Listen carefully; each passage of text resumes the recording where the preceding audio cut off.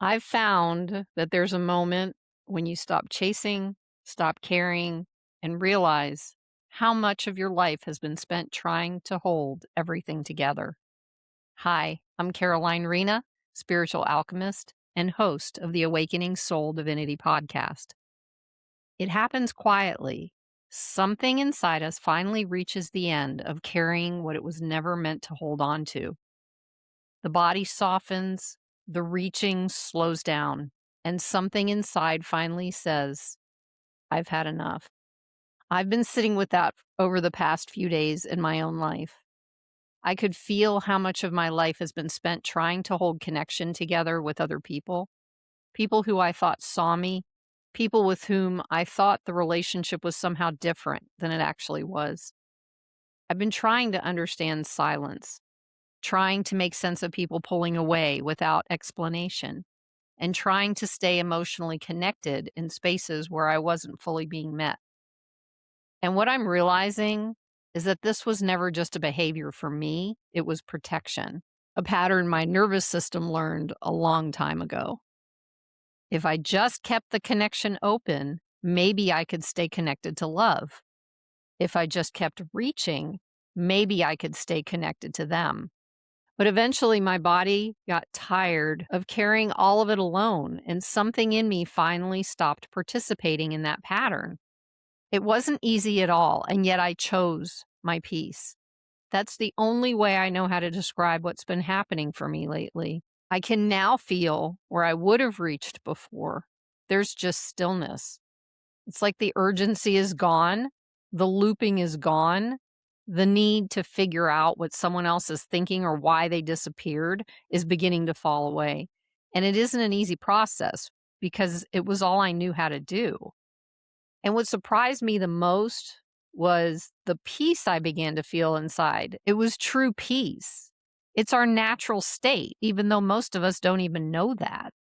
Something finally exhaled inside of me. It was this like a balloon deflating, but in a good way, if that makes sense. And just before that exhale, I went through grief, real grief, a lot of grief, the kind that moves through the body in waves, crying that feels older than time, older than the moment itself, feelings I could tell had been sitting there for years, if not generations. And yet this time, I stayed with myself inside it, and that changed something. Because underneath all of the reaching I've done my whole life, I found me, still here, still present, and still worthy of love and care. And this time, the love and care was coming from me. I think a lot of us spend years searching for connection outside of ourselves while slowly drifting away from the truth of who we are inside, the presence, the gentleness, the safety, the love that begins and lives within us. And sometimes the healing comes through realizing how often we leave ourselves trying to keep connection outside of us alive. This is the shift I'm feeling now. Things are becoming quieter inside of me, more honest, more natural, and I've decided that I'm no longer carrying relationships by myself. I'm no longer going to force connection where mutual presence doesn't exist. And to be honest, it could simply be that people can only meet us from where they are. And that's an important thing to consider because it's not just them and it's not just me. And I understand that. And at the same time, because of the hypervigilance that it creates inside me, that's the exact reason I choose peace instead.